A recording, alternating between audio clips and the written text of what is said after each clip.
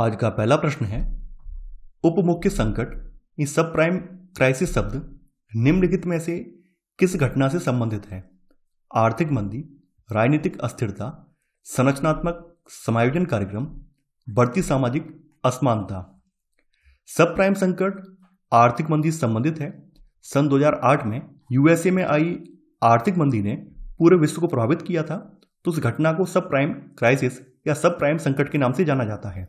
तो यहां पर आपका सही आंसर है पहले का ए वाला। दूसरा प्रश्न है आपका, 19वीं शताब्दी के मध्य में औद्योगिक क्रांति के दौरान मैनचेस्टर के में श्रमिकों की औसत जीवन अवधि कितनी थी? 17 वर्ष, 30 वर्ष, 55 वर्ष, 62 वर्ष। 19वीं सदी के मध्य में औद्योगिक क्रांति के दौरान मैनचेस्टर में श्रमिकों की औसत जीवन अवधि 17 वर्ष थी, मात्र 17 वर्ष थी, क्योंकि उस समय फैक्ट्री में श्रमिकों को बहुत ज़्यादा काम करना पड़ता था। उनकी कार्यशील स्थिति बहुत ज़्यादा दयनीय थी, स्वास्थ्य देखभाल में कमी आ रही थी और उसी समय कुछ महामारियां भी चल रही थी, जैसे कि स्मॉल पॉक्स, लाल बुखार और अन्य संक्रामक जो बीमारियां थी वो भी इन्हें घेरे हुए थी। तो इस वजह से इनकी जो औसत जीवन प्रत्याशा थी वो काफ़ी कम थी। तो यहाँ पर आपका सही आंसर है सेकंड का ए वाला। तीसरा प्रश्न है आपका, इनमें से किस विद्वान ने यह तर्क दिया कि पूंजी ने अल्प विकास यानी पिछड़ेपन को इसलिए नहीं बनाया कि इसने अल्प विकसित दुनिया का शोषण किया, अपितु इसलिए कि इसने इसका पर्याप्त शोषण नहीं किया। ये जो स्टेटमेंट है किसका है? बिल वारन, पॉल बारन, जियोफ्रे के लेनिन। ब्रिटेन के प्रसिद्ध आर्थिक विश्लेषक जियोफ्रे के ने अपनी पुस्तक, इनकी पुस्तक का नाम है मार्क्स 2020, यानी कि जो मार्क्सिस्ट हैं ये, तो इन्होंने अपनी पुस्तक मार्क्स 2020 आफ्टर द क्राइसिस अपनी पुस्तक लिखी है और उसी पुस्तक में इन्होंने इस तर्क का जिक्र किया है। तो यहां पर आपका सही आंसर है आपका तीसरे का सी, जियोफ्रे के का एक कथन है। चौथा प्रश्न है आपका, किस एक पंचवर्षीय योजना की उच्च प्राथमिकता मुद्रास्फीति को नियंत्रित करने और अधिक स्थिति में स्थिरता लाने की थी? चौथी योजना, पांचवी योजना, छठी योजना, सातवीं योजना। सातवीं पंचवर्षीय योजना में प्रौद्योगिकी के विकास के माध्यम से उद्योगों की दक्षता स्तर में सुधार लाने पर जोर दिया गया था। सातवीं पंचवर्षीय योजना का मुख्य उद्देश्य आर्थिक उत्पादकता को बढ़ावा देना, रोजगार और खाद्यान्न के उत्पादन में वृद्धि करना था। पांचवी और छठी पंचवर्षीय योजनाएं थी। इनके परिणाम के स्वरूप सातवीं पंचवर्षीय योजना के समक्ष बहुत सारे लक्ष्य विद्यमान थे, जैसे कृषि को बढ़ावा देना है, रोजगार में वृद्धि करनी है और खाद्यान्न के उत्पादन में भी वृद्धि करके मुद्रास्फीति को कम करना है। तो ये आपकी जो है सातवीं पंचवर्षीय योजना थी जिसमें ये सारी चीजें रखी गई थी। तो यहां पर आपका सही आंसर है आपका चौथे का डी, यानी सातवीं पंचवर्षीय योजना में ये सारी चीजें शामिल थी। पांचवा प्रश्न है आपका, फिलिप्स वक्र के बारे में निम्नलिखित में से कौन सा या कौन से कथन सत्य हैं, ये आपको बताना है। यह बेरोजगारी और मुद्रास्फीति के बीच परस्पर प्रतिलोम संबंध ट्रेड ऑफ दर्शाता है। फिलिप्स वक्र का अधोमुखी ढलवां वक्र सामान्यतः केवल अल्पकाल के लिए ही प्रामाणिक माना जाता है। दीर्घकाल में फिलिप्स वक्र को सामान्यतः बेरोजगारी की त्वरणहीन मुद्रास्फीति दर पर क्षैतिज समझा जाता है। देखिए, फिलिप्स वक्र का इस्तेमाल बेरोजगारी की दर और मुद्रास्फीति की दर के बीच संबंध बताने के लिए अंग्रेज अर्थशास्त्री A.W. फिलिप्स ने इसको डिजाइन किया था। फिलिप्स वक्र की परिभाषा के अनुसार बेरोजगारी की दर और मुद्रास्फीति की दर के बीच विपरीत संबंध पाया जाता है, यानी कि यह बेरोजगारी और मुद्रास्फीति के बीच परस्पर प्रतिलोम संबंध दर्शाता है। तो आपका पहला वाला कथन बिल्कुल सही है। दीर्घकाल में फिलिप्स वक्र को सामान्यतः बेरोजगारी की त्वरणहीन मुद्रास्फीति दर पर क्षैतिज समझा जाता है।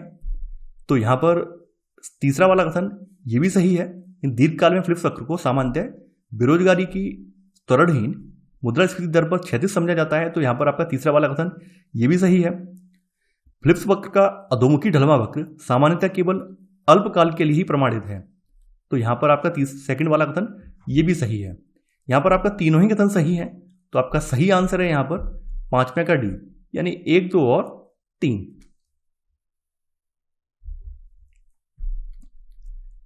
छठवां प्रश्न है आपका, निम्नलिखित में से कौन सा या कौन से अंतरण भुगतान के उदाहरण हैं?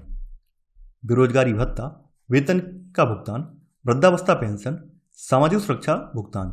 आपको यहां पर कूट का प्रयोग करके सही उत्तर का चयन करना है।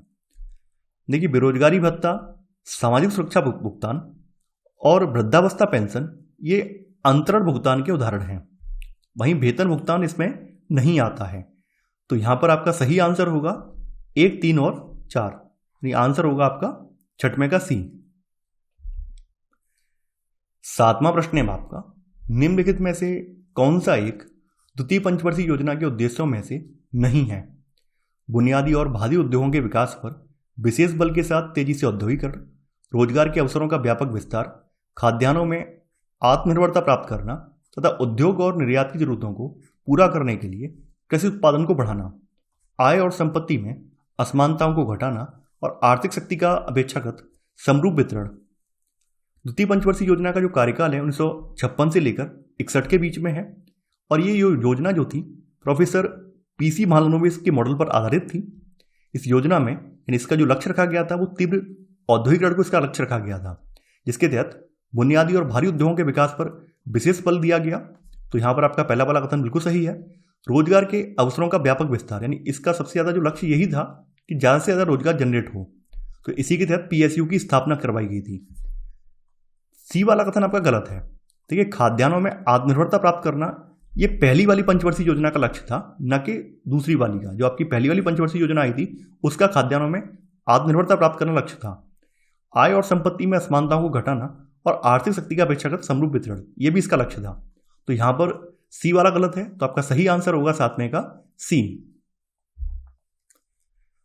8वां प्रश्न है आपका, सूची 1 को सूची 2 के साथ सम्मिलित कीजिए और सूचियों के नीचे दिए गए कूट का प्रयोग करके आपको सही उत्तर चुनना है। सूची 1 में औद्योगिक नीति है, सूची 2 में उसके विशिष्ट लक्षण हैं। सबसे पहले बात कर लेते हैं औद्योगिक नीति 1991। तो देखिए, औद्योगिक नीति 1991 ने मिश्रित अर्थव्यवस्था की शुरुआत की। इसके बाद आपकी अगली आ जाती है औद्योगिक नीति 1956।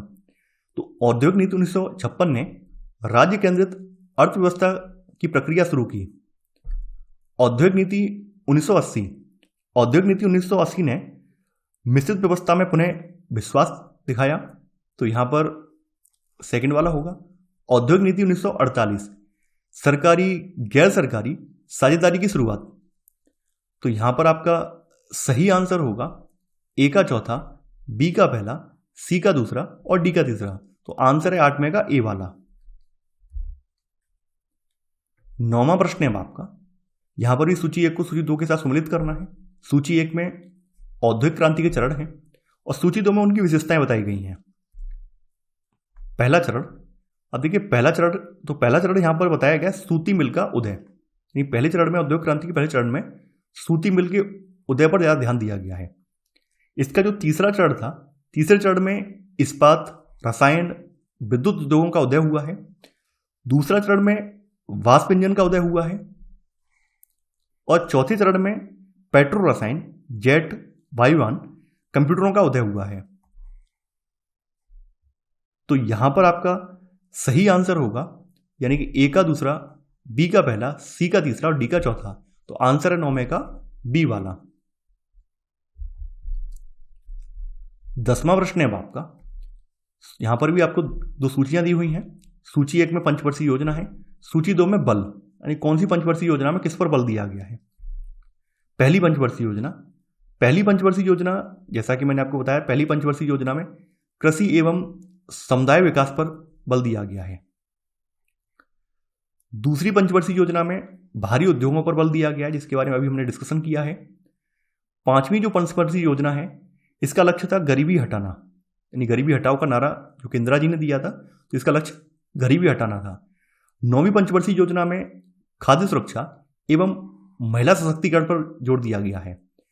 तो यहां पर आपका सही आंसर होगा ए का तीसरा, बी का दूसरा, सी का चौथा, डी का पहला। 10वें का सी वाला। तो ये था हमारा आज का वीडियो। आई होप आपको आज का वीडियो पसंद आया होगा। आप लोग इस वीडियो को लाइक और शेयर करना बिल्कुल ना भूलें। तो चलिए आज के लिए बस इतना ही। Thanks for watching. जय हिंद।